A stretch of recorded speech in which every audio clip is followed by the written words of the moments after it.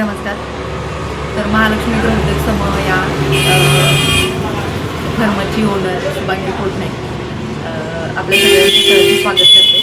आणि मी तुम्हाला एक सांगू इच्छिते की आपल्या नशिबात जे आहे ना तर ते कोणी नाही घेऊ शकत, आणि ते त्याचं ज्वलंत उदाहरण मी तुम्हाला आज सांगते.